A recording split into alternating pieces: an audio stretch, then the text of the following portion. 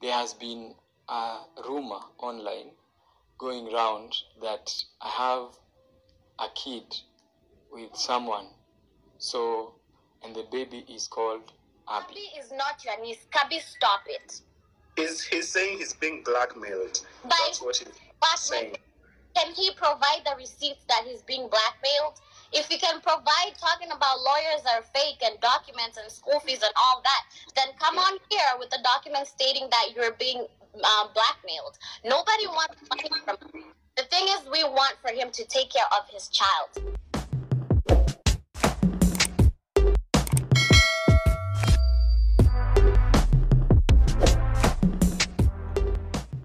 In relation to the mother?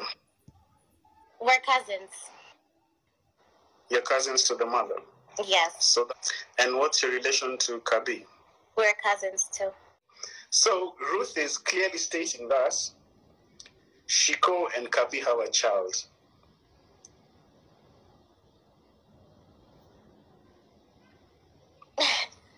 Okay.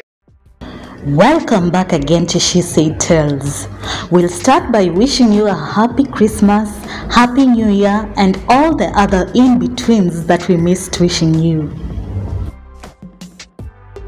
Quite a lot has happened over the last 2 months, but the Wajesus family saga easily takes the win. It all started from the Tea Masters Insta stories, much like most of the explosive exposés that we witnessed in the past year. A lady who we now know as Ruth slid into Edgar Obari's DM to expose Kabi Wajesus for being a deadbeat dad. She claimed that Kabi had sired a daughter called Abby with her cousin Shiko, and the little girl is now 7 years old. Ruth explained that Kabi had been involved sporadically in Abby's life, but it all stopped after Abby's 3rd birthday. Kabi allegedly attended that particular birthday with his wife Millie Wajesus. They are said to have handed over a bike, and within minutes they had left.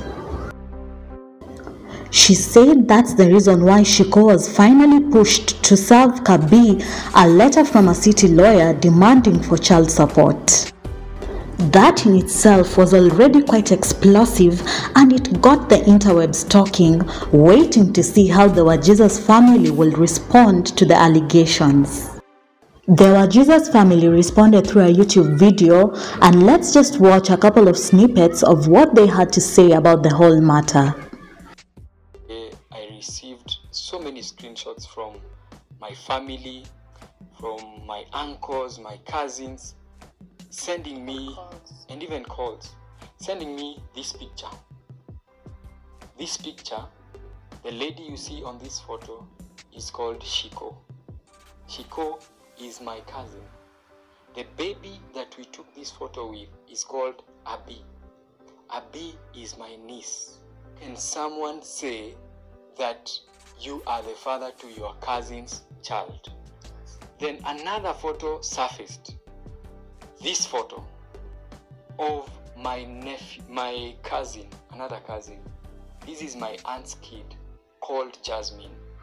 This other baby from my cousin, I know her. This photo we took together with my elder cousin, whom I respect. And then they said, that's my child as well. So those are 2 children being used just because we took photos or I posted their photos online. Now, this other lady is another photo that I saw of people saying that this is my ex. This is my other cousin, Ruth, who we were in town and thought let's take a photo, and we posted that photo. By the way, guys, we're not sitting here acting like we are perfect people. I think there are even things that personally I do not love you guys to know about me as a person. I think recently someone asked on the question tag, false or true, are you married a virgin? And unfortunately I said no. And that's why we also decided we won't be showing our family online as much. He won't be showing our friends online as much. So calling themselves cousin to Shiko, that amesema that whole story. Because I'm like, I know this family. I've met them before. But what is this that I'm hearing about? Honestly, for me, it was so shocking. I was like, what do you mean? Like, Mbaka, I had to come and ask Kabi, like, what are people talking about online?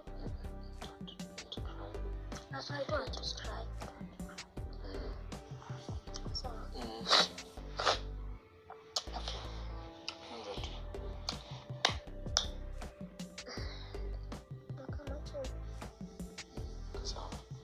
At this point, the narrative was flipping, or rather, what we didn't realize at the time was that Kabi had unintentionally or calculatingly given it all away.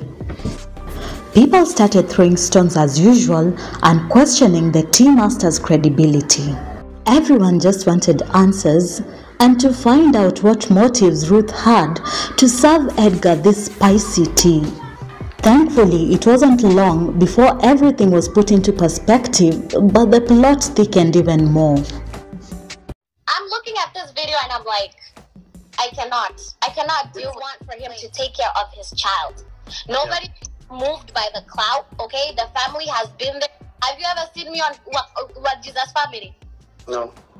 Have you ever seen any Okinashiko, any of our side of the family?